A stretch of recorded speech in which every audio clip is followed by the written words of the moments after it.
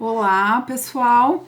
Nós vamos fazer um resumão sobre a Era Vargas, né? Que foi um período da história do Brasil em que o país foi governado por Getúlio Vargas durante 15 anos consecutivos. Pois é, como é um período muito longo, né, nós dividimos aí esse governo, né, em três fases, né? De 1930 a 1934 é o chamado governo provisório do Vargas.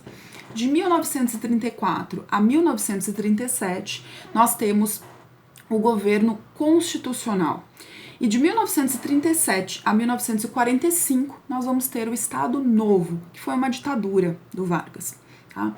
Durante todo esse período, a gente observa, né, o Vargas constituindo aí a sua figura pública enquanto um líder paternalista, pacificador das relações sociais, defensor dos interesses da nação, né, e ao mesmo tempo também uma figura que vai aí concentrar os poderes nas suas mãos, né. Então aí a gente vai vendo que esses governos dele eles vão trabalhando para que o poder cada vez mais fique nas mãos do Vargas, né?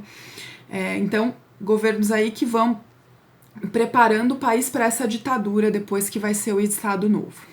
Bom, pessoal, então vamos começar, né, com o governo provisório, que foi quando Vargas assume, né, a presidência em 1930 por meio de um golpe.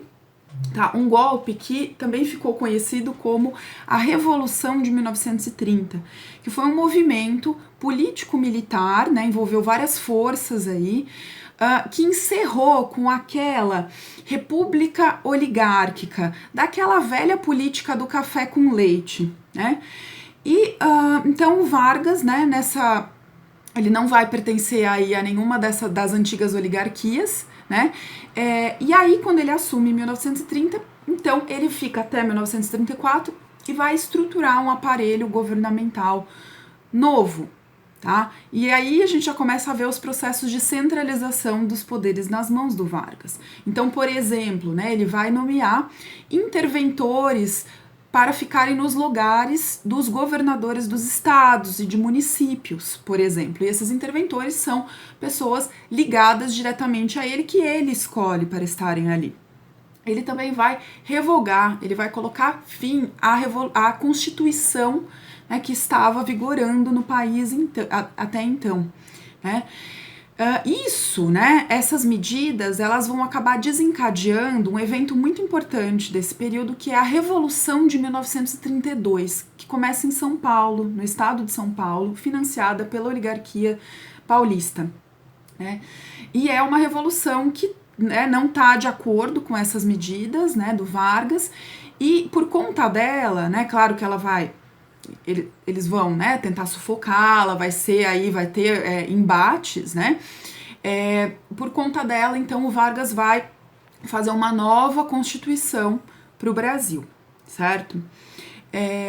E aí, pessoal, nós temos, né, nessa Constituição, por exemplo, né, a gente vai ver que o Vargas já estava, né, estruturando políticas trabalhistas em prol, principalmente, do trabalhador urbano, daquele operário, né, da fábrica. Por exemplo, ele já tinha feito, né, a estruturação do Ministério do Trabalho, por exemplo, mas aí, nessa Constituição, ele vai garantir, né, várias leis trabalhistas, né, como, por exemplo, 13º, férias, né, 13º salário, férias, né, mas também nessa Constituição vai ter, por exemplo, o voto secreto e feminino, né? Nós vamos ter também a estruturação da justiça eleitoral, dentre outras medidas bastante importantes aí e que estão presentes aí até hoje, né, nas nossas vidas. Pessoal, daí, dessa Constituição, ela garante que o Vargas permaneça na presidência por mais um mandato, tá?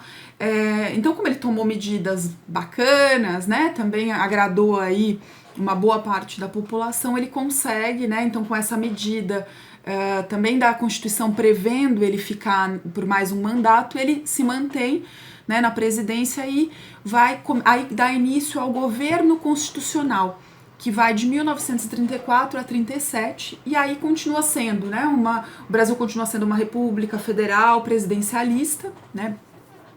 E durante esse governo nós vamos ver algumas medidas também bem importantes, né, como por exemplo, uma ênfase muito grande, né, na industrialização, com incentivos fiscais para a indústria nacional, de base principalmente, né, então, por exemplo, vai criar a Companhia Siderúrgica Nacional, né, a Companhia Vale do Rio Doce, né, nós vamos ter aí também investimentos na indústria da mineração, energia, química, mecânica pesada, enfim, e essa ideia aí, então, de diminuir as importações, né?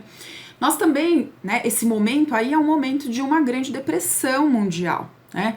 E a economia agroexportadora brasileira do café, né, ela vai ser afetada. E o Vargas também toma medidas para tentar aí auxiliar, né, esses cafeicultores. Então, por exemplo, né, como o café continuava sendo produzido aqui no Brasil, mas ele não estava sendo consumido, né, fora, né, porque justamente o mundo vivia aí uma grande depressão econômica. Então ele vai comprar as sacas de café, né, desses cafeicultores para eles não quebrarem, e chega um determinado momento que ele até começa a destruir o café, de tanto café que tem, né, que o governo federal acaba tendo que comprar.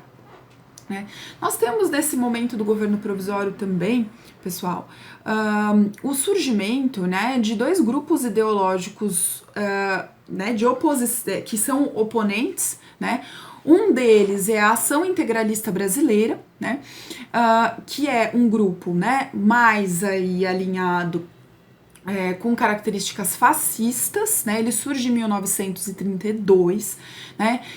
Vai repudiar a democracia liberal, vai ser contrário ao comunismo, né? A gente já está vendo aí a estruturação dessas polarizações internacionalmente também, né? Entre comunismo e capitalismo. A Ação Integralista Brasileira também vai defender um governo autoritário, né, um líder que leve a nação ao progresso. Eles vão enfatizar aí a valorização da nação, né? E a gente, né, sabe que o Vargas acabou tendo aí um maior interesse por esse grupo, né? Por outro lado, a gente também tem um outro grupo, como eu falei para vocês, que vai ser a Aliança Nacional Libertadora, ANL.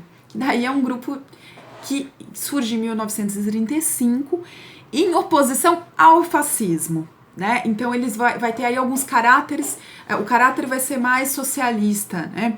Eles vão pensar em questões sociais, né, tendendo aí ao comunismo, né? Então vão pensar, por exemplo, na criação de um governo popular, né, na defesa da reforma agrária, né, a manutenção de pequenas e médias propriedades, tá? E aí esse grupo surge, né, dentro das Forças Armadas Brasileiras, porque lembrando que as Forças Armadas Brasileiras têm muita gente, então também tem muita né, ela é muito heterogênea em termos ideológicos, né, nesse período.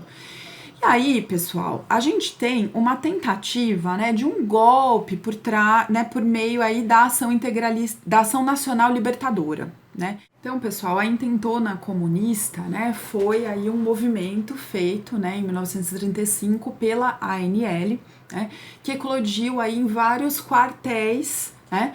Só que aconteceu que eles não organizaram direito, né? E acabou acontecendo em Natal, em Recife, no Rio de Janeiro, em dias diferentes, né? E foi uma tentativa de golpe, né? Mas ela foi, por conta dessa desorganização, ela foi aí violentamente abafada pelas forças do governo federal, né? E isso daí, né, abriu aí um precedente, né, porque já tinha essa questão das polarizações ideológicas, como eu falei para vocês, mundiais, né, e aqui no Brasil também, e então tinha um grande medo do comunismo, né, e aí isso abriu um precedente para o governo, né, criar também esse medo, enfatizar esse medo ao comunismo, né, e aí eles vão esse medo ao comunismo vai, inclusive, né, ser utilizado pelo governo Vargas, né, quando no final de 1937, né, surge notícias sobre um suposto plano, né, chamado Plano Cohen, né, que era um plano aí de derrubar o governo Vargas e estabelecer um comunismo. E era um plano, assim, assustador, que tinha por objetivo matar vários políticos, enfim. Então todo mundo ficou super assustado, a mídia, né, noticiou isso. E aí, nesse contexto, né, o Vargas toma as medidas para dar um novo golpe, né, e isso vai acontecer, inclusive, com a população até, né, aceita por conta desse contexto de grande medo, e se estabelece, né, o Estado Novo, uma ditadura, né, e a gente inicia aí em 1937, então, esse novo momento, né, da era Vargas, que vai ser esse governo ditatorial, né. E, bom, nesse momento, né, a gente vai ter a estruturação, então, de a revogação da nossa Constituição, né, novamente, e a estruturação de uma nova Constituição, que vai ser conhecida como a polaca, porque, né, ela tem inspirações fascistas das constituições da Itália e da Polônia, né. Então a gente tem uma centralização política enorme, né, que já vinha sendo estruturada desde o governo provisório. Então um presidente com poder muito grande, né? A gente vai ter a extinção do legislativo, a subordinação do judiciário ao executivo, né? O Vargas vai continuar indicando os interventores para os estados, né? Mas também continua pensando a questão trabalhista, a legislação trabalhista. Então vocês vejam que é um governo que tem aí, né, várias caras, né? Assim, ele não é só ruim, ele também não é só bom, né? Ele tem as duas coisas, ele tem algumas questões, alguns detalhes que são bem positivos e outras muitas características que são bem negativas, né? E que a gente vai ver que esse Estado Novo, né, com essa estrutura bastante, né, com inspiração nazista, ela vai ser violenta, né, vai ter censura nesse momento aos oponentes, então pessoas vão ser presas por se opor ao Estado Novo, pessoas vão morrer por se opor ao Estado Novo, eles vão fazer um controle, né, então vai ter um controle, não vai mais existir aquela liberdade de expressão, né, então vai ter controle sobre o que se pode publicar em jornais, na rádio, né. Então, por esse lado, né, nós temos aí um governo que, de fato, se estabelece, né, ele se estrutura em torno aí dessa figura paternalista do Vargas, mas que quando, né, tem necessidade aí de ser mais rígida, tudo, ela né? Durante o período do Estado Novo também a gente continua tendo aí, né, um investimento grande na industrialização, mas essa indústria, né, nacional, tudo muito, né, voltado aí para valorização do que é nacional, do Brasil, da nossa identidade, né, das nossas características. Isso é uma característica do fascismo também, né? A gente tem a criação do Departamento de Imprensa e Propaganda, né, que vai controlar os meios de comunicação de massa, vai fazer as propagandas para o governo, né, essas propagandas que vão exaltar a figura do Getúlio, né, do Brasil, né, mas também vão controlar aí, né, o que tá sendo noticiado, né. Vai conseguir, por exemplo, né, a aprovação também, por outro lado, né, das questões trabalhistas, a aprovação do salário mínimo, né, a consolidação das leis trabalhistas. Então, eles vão aí, né, estruturando essas várias características mas vai chegar um determinado momento em que o Brasil vai ser solicitado, né, dado o contexto de Segunda Guerra Mundial, ele vai ser solicitado a participar da guerra. Até então, o Brasil estava neutro na Segunda Guerra Mundial, não se alinhava a nenhum dos lados, apesar do Getúlio flertar com o fascismo, né? Mas quando ele é requisitado a entrar na Segunda Guerra Mundial, ele vai ter que entrar do lado dos Estados Unidos, em oposição aí aos fascistas, porque o Brasil dependia economicamente dos Estados Unidos, né? E aí isso causa aí uma controvérsia, né? Para um governo que tem aspirações fascistas, como ele vai apoiar os Estados Unidos, né? Então essa popularidade começa aí a decair, já temos aí uma oposição maior, né? Já tem pessoas que estão muito incomodadas com essa questão da censura, né? Das perseguições. Então aí o Estado Novo já não tem mais uma base para se sustentar. E aí ele acaba se encerrando, né? E vai começar aí novamente um período democrático na história do Brasil.